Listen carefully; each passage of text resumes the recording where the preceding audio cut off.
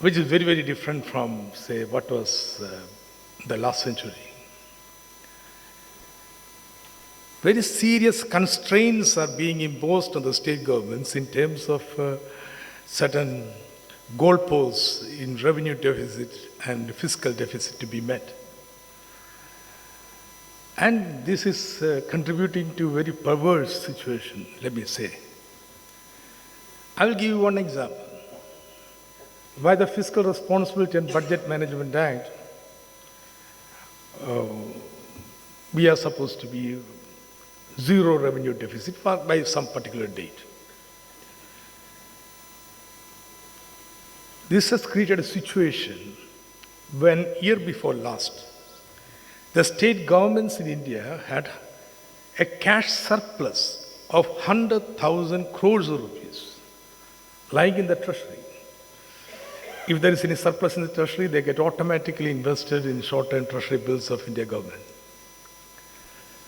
So here was a situation where more than half the population is facing abject poverty, illiteracy, ill health. But the state governments who are primarily responsible sitting upon a mountain of cash surplus of 100,000 crores of rupees. I had a very funny experience. I asked some of my fellow ministers when we had national meetings, hey, why don't you start college schools in every village, hospital in every village? Then the answer they came up was, the zero revenue deficit target. Kerala has never met it. But other states have, and very proud to achieve that. So, then I said, well, but why do you want to have a surplus? Why do you spend? It's very difficult to build buildings, schools, colleges. I put forward a suggestion. Why do you give every agriculture worker an income support of 1,000 rupees flat? Have the money spent, just giving an income support to the people. Is then they raised, zero revenue deficit. Then the question was raised. Okay, you cannot have revenue expenditure. Then why don't you invest in capital expenditure? Why do you want monies which are taken at 11% interest to be lying in the Government of India securities at 5%? Why couldn't they invest? This ideological blinker, that public sector is something bad, you cannot take public sector investment. They felt a better alternative for the surplus to lie in the treasury. Now, I am not a fiscal conservative. Government of Kerala challenges this framework, fiscal framework. But now, I also will have to meet certain revenue targets. There is a limit to how much borrower a state government can make. Now ceiling is put at 3% of our GSDP, state domestic product. But that is not sufficient for investment in the state. I have never understood what is this holiness about 3%. Why can't it be 4%? Why can't it be 5%? There's no economic theory behind it. It's just a number about 3%. I've never understood why a state government having reached a zero revenue deficit cannot borrow to invest. But we have got to work within a federal fiscal framework. So how can a state government follow an aggressive policy of investment? That's where public sector becomes the important instrument of fiscal policy. There is a legal ceiling for the state governments to borrow and invest. But parastatals, public sector finance companies or public sector manufacturing companies, they can borrow and invest. There's nothing to bar me from giving them state guarantee. And that's why I said the resurgence of public sector in Kerala is very, very important economic implications. He has become an important instrument of fiscal policy with which it is possible now to raise the investment in the state. That's the economics of it. It has a very important political message. It's often stated there is a lack of investment climate in the state. Trade union militancy, too many laws and regulations regarding environmental protection, Land Utilization Act, and so on and so forth. These are fairly true also. But that doesn't mean the enterprises cannot profitably work in the state. The public sector in Kerala has shown, without sacrificing the trade union rights, without compromising the environmental laws, without forsaking the social responsibility, it is possible for enterprises to perform and run on profit. And therefore, it gives a message to the investors in the rest of India. If public sector in the state of Kerala can run profitably, why can't they invest and run their enterprises profitably? The success of public sector in Kerala has debunked this myth, long-standing myth of lack of investment, friendliness, investment, environment in the state. That's the political message that we give out. And finally, it is a very important ideological message. With the collapse of the Soviet Union, with the collapse of the public sector in many countries, it was deemed that the corporate business is the end, final end, history's end. No. The success of state-owned enterprises in the state of Kerala, success of state-owned enterprises in many other parts of the world, which must have been discussed in the conference, gives out a message that there is an alternative. Without having any illusion that these small islands of public sector will grow into ultimately socialism, these do signal, point out the potential and possibilities of an alternative system. They are in a sense incipient germs, seeds of an alternative world that is possible. And that is the ideological message. So it's a very important conference where, with a limited experience practice that we have, we are putting forward certain important messages to the currently fashionable fiscal conservatism and privatization, and also the ideological blinkers that have become prevalent.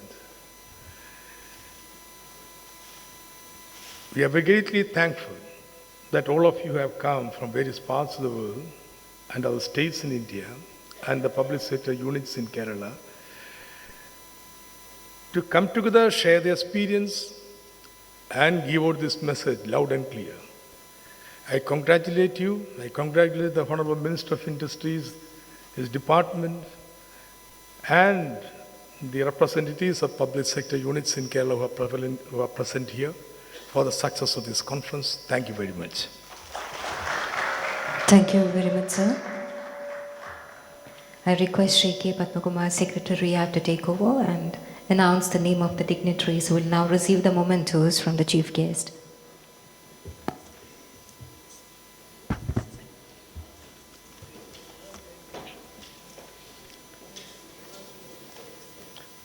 We may now request the Honorable Minister for Industries and Commerce to honor Sri Dr. T.M. Thomas Isaac, the Honorable Minister for Finance, Kerala, with a memento as part of this conference.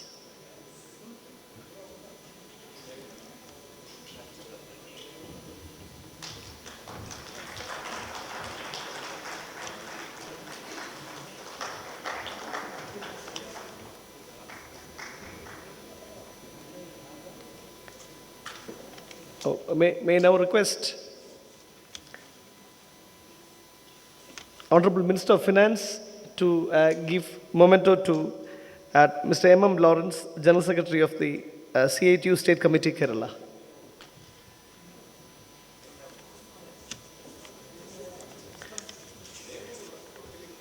Now, I request the Honorable Minister of Finance to give the memento to Mr. Sugomal Sen.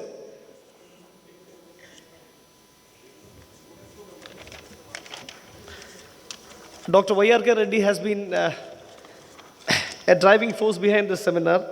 He is the founder trustee of the Academy of Corporate Governance and has been working very closely with RIAB for all professional endeavors. I request Dr. Y.R.K. Reddy to receive the memento.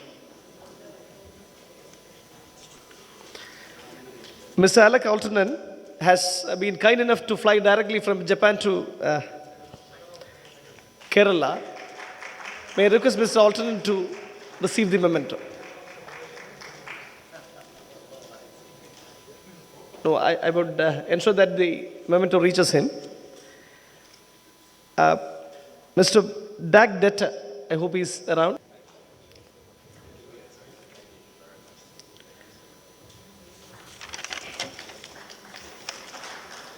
Mr. Michael Gillibrand has been a front philosopher and guide for both the state of Kerala and RIAB since 1993. May I request you, sir, to come to the dais.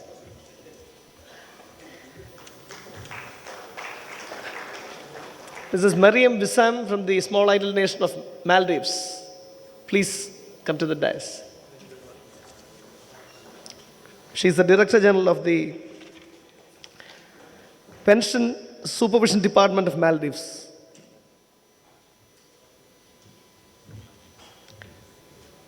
Professor Ranjit Bandara, the President of the Sri Lankan Foundation Institute.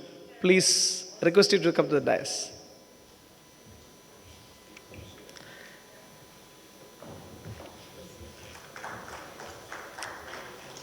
Mr. Deepankar Mukherjee.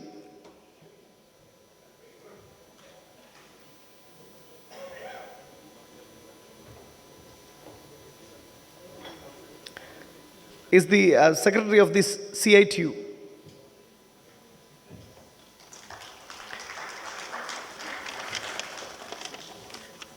May I request Professor C.P. Chandrasekhar, Chairman, Center for Economic Studies and Planning, JNU, to come to the dais and receive the memento. Okay, sir. Maybe. Mr. A.K. Padmanabhan, President of the Center of Trade Unions in India, please. Dr. Mridu Leepan, who has been a discussant in the session on Kerala. Madam, I request you to come to the dais. Maybe I'll ensure that it reaches her. Dr. Sharad Kumar, the Economic Advisor of the Department of Public Enterprises, Government of India, in charge of the MOU system. Please.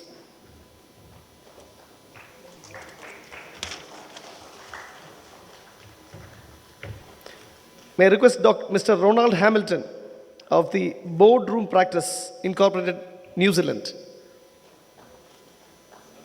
Yep. Mr. John Samuel.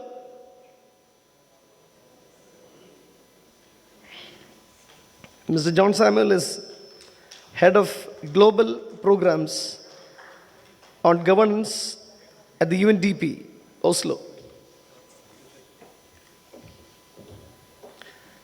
Mr. Alexander Trakovic of the ICP, Slovenia.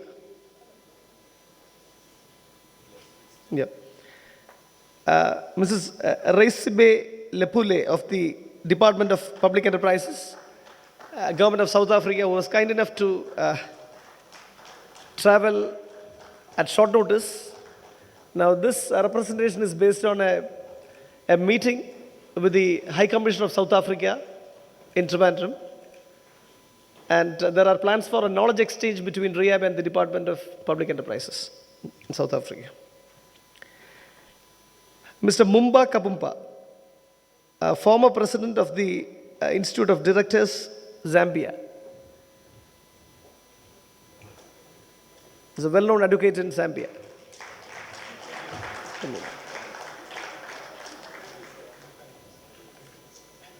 And widely respected in the corporate governance circles. Mr. P.H. Kurian of the Indian Administrative Service was Secretary of the Industries in Kerala, Chairman and Managing Director of a number of companies, currently Controller General, Patents at Mumbai.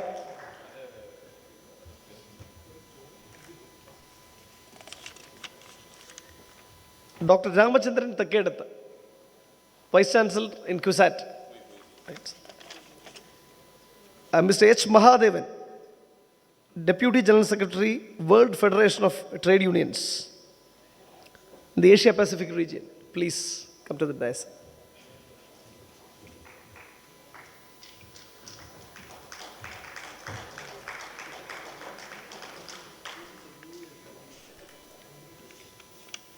May I request Mr. T. Balakrishnan, Additional Chief Secretary Industries, who has been a chairman of the session 1 and speaker in session 3. Please, sir.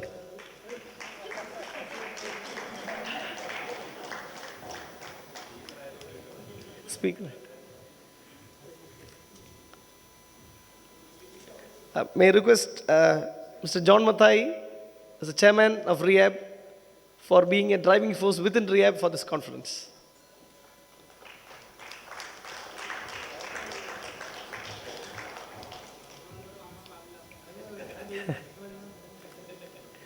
May I request Mr. Alkesh Sharma?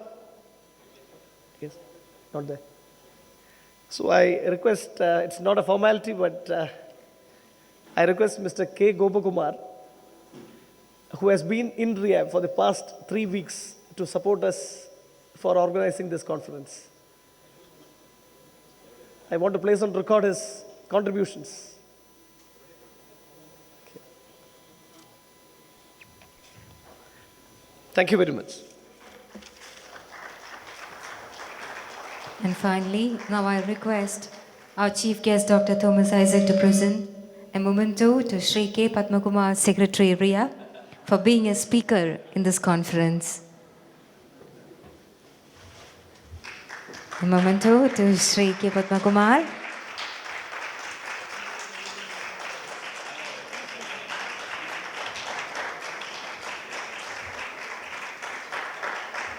Thank you, sir. Mr. Sukomal Sen, Senior Vice Chairman, All India Government Employees Federation, India, is one of our guests of the day. I'd request him to deliver his special address.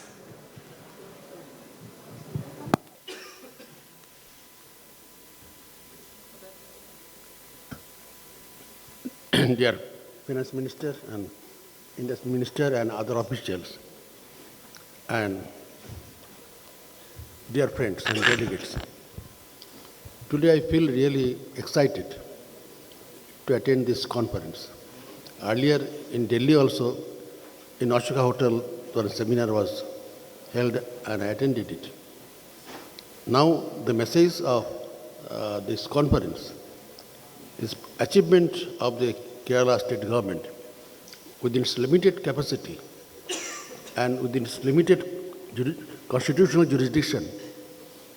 What they have done, this message should go around the world so that the tsunami that is blowing up everything what is good, the public party, the public sector,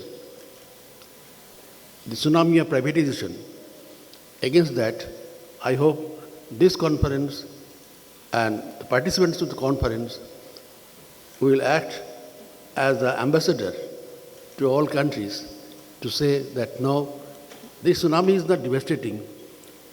Something also developing to counter the tsunami of privatization. So this is what is happening in Kerala. And India also, it will be our duty to disseminate this idea throughout all corners where privatization is taking place in a big way. India could boast of a very big public sector.